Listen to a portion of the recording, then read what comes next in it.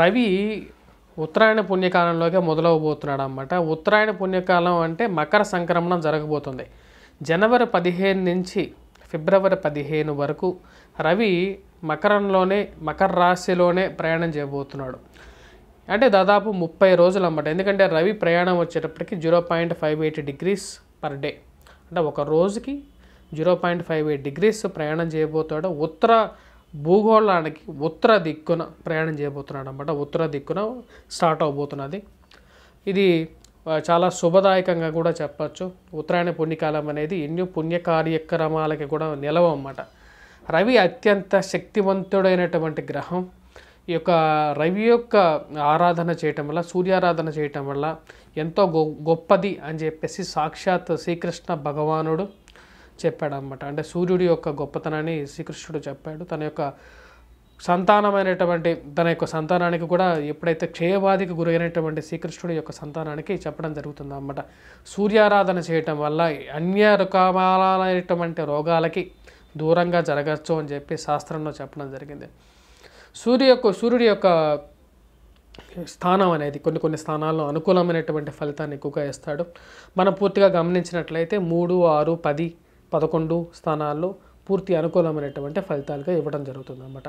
అంటే రవి తన యొక్క స్థానాల్లో సంచారం చేస్తున్నప్పుడు 3, 6, 10, 11 స్థానాల్లో సంచారం చేస్తున్నప్పుడు తన యొక్క బలాన్ని పూర్తిగా ఇవ్వగలుగుతాడు అన్నమాట.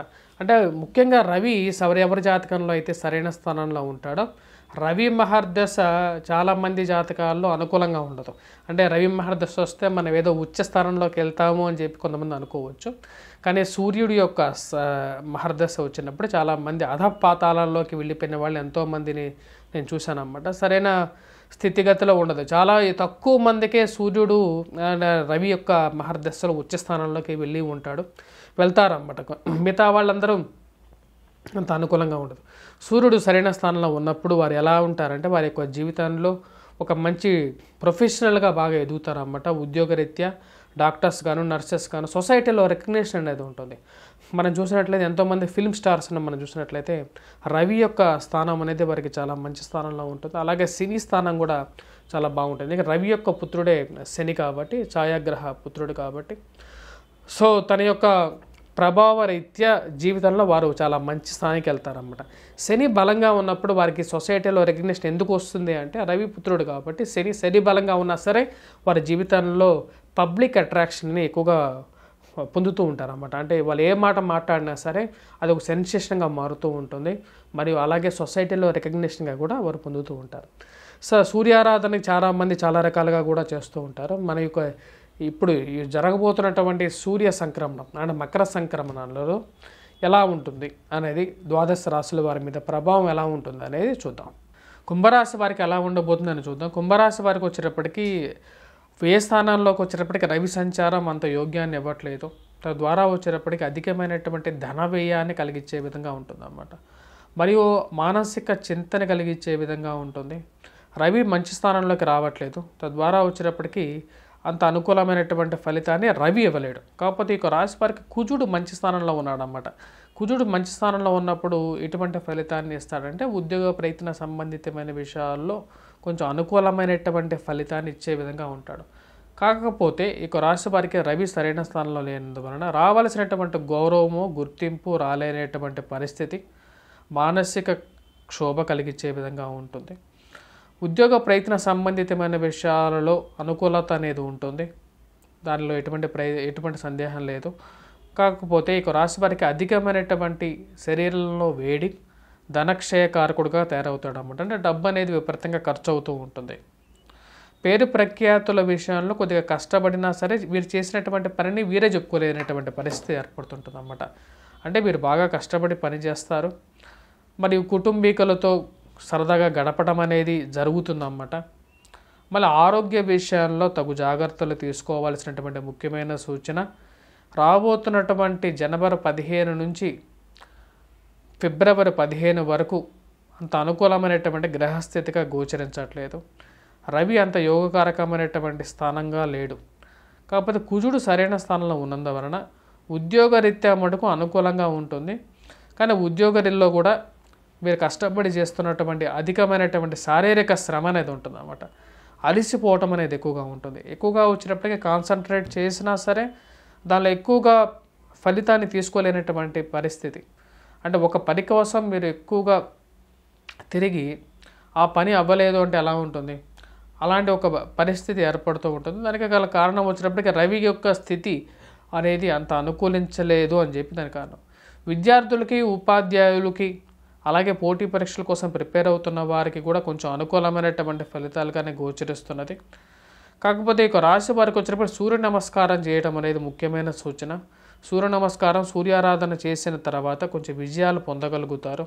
చివరి నిమిషంలో విజయానికి ఆటంకం కలగకుండా ఉంటుంది అన్నమాట. అంటే దగ్గరికి వచ్చిన తర్వాత దూరంగా జరగకుండా ఉంటుంది.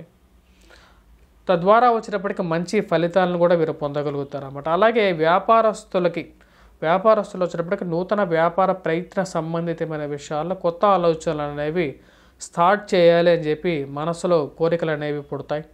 అవి ముందుకు వెళ్ళటం అనేది కూడా జరుగుతుందన్నమాట. ఈ యొక్క రాశి వారికి రవి అంత యోగకారకుడు కాదు కాబట్టి సూర్య నమస్కారాలు చేసుకోవాల్సినటువంటి ముఖ్యమైన సూచన. మనం ఇప్పటిదాకా చూసినట్లయితే రవి యొక్క సంచారం, రవి యొక్క ప్రభావం అనేది ఎలా ఉంటుందని ద్వాదశ రాశుల వారి మీద చూశాను. రవి అన్ని రాశుల వారికి యోగాన్ని ఇవ్వడం అన్నమాట. అంటే కొన్ని రాశులకి కొన్ని నష్టాన్ని కూడా కలిగిస్తూ ఉంటాడు. రవి యొక్క సంచారం అనేది, రవి సరైన స్థానంలో లేనప్పుడు వాడి యొక్క ప్రభావం అనేది ఎలా ఉంటుందనేది కూడా మనం చూసాం. అంటే కొన్ని రాశులకి ధనక్షయకారకుడుగా ఉంటాడు, ఆరోగ్యాన్ని హరిస్తాడు. కొన్ని రాశులకు వచ్చేటప్పటికీ చాలా ఉచ్చమైనటువంటి స్థితిలోకి తీసుకెళ్తాడు. మేషరాశి వారికి అనుకూలంగా ఉన్నప్పటికీ వృషభ రాశికి అనుకూలంగా లేదు, పక్క రాశి. మరి మీనరాశికి అనుకూలంగా ఉంది. అలాగే ధనుస్సు రాశికి అనుకూలమైనటువంటి ఫలితాన్ని ఇవ్వట్లేదు. అలా కర్కాటక రాశి వారికి కొంచెం అనుకూలమైనటువంటి ఫలితాన్ని ఇచ్చినప్పటికీ అది ఎంతవరకు అనేది కూడా చూడాల్సినటువంటి పరిస్థితి. అంటే ఒక్కొక్క రాశికి ఒక్కొక్క లాగా ఉంటుంది. వాటి గురించి మనకు క్లియర్గా చెప్పడం జరిగింది. దాపరికం లేకుండా కూడా ఉన్నది ఉన్నట్లుగానే కుండలు బద్దలు కొట్టినట్టుగా చెప్పడం. ఎందుకు చెప్తున్నామంటే కొన్నిసార్లు మనం తీసుకోవాల్సినటువంటి నిర్ణయాలు, మనం తీసుకోవాల్సినటువంటి పరిగణలోకి తీసుకోవాల్సినటువంటి స్థితి రీత్యా మనం ముందుకు వెళ్ళాలన్నమాట. అంటే యోగాన్ని ఇస్తాడా ఇవ్వడా?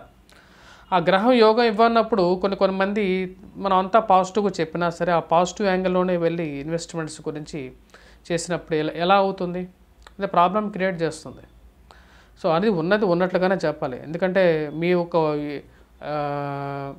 ఎక్కువగా థంబ్నెయిల్స్ అనేవి పాజిటివ్గా పెట్టి మీ యొక్క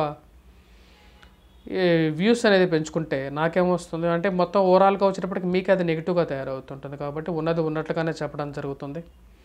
సో దాని గురించే నేను చెప్తున్నాను అన్నమాట. దాన్ని ప్లీజ్ మీరు ఎంకరేజ్ ఎక్కువగా చేస్తే మేము కూడా ఇలాగే చెప్పడానికి జరుగుతాం అన్నమాట. అంటే పాజిటివ్గానే చెప్పడానికి చేస్తాం.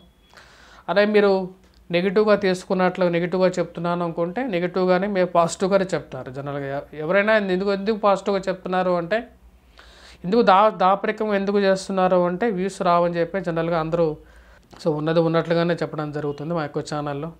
Please do subscribe. మీ వ్యక్తిగత జాతకరీత్యా కూడా పరిగణనలోకి తీసుకొని అలాగే జ్యోతిష్యరీత్యా జాతకరీత్యా కూడా తెలుసుకునే సరే ఏదైనా ఒక కార్యక్రమం అనేది మొదలు పెట్టాలి. అంతేగాని గోచార రీత్యానే కాకుండా మీ వ్యక్తిగత జాతక రీత్యా తెలుసుకోవడానికి మా యొక్క నెంబర్లో సంప్రదించండి. మీకు వ్యక్తిగత అపాయింట్మెంట్ కావాలి అనుకుంటే తద్వారా ముందుకు వెళ్ళటం అనేది జరుగుతుంది అన్నమాట. స్వస్తి. Please do subscribe and share.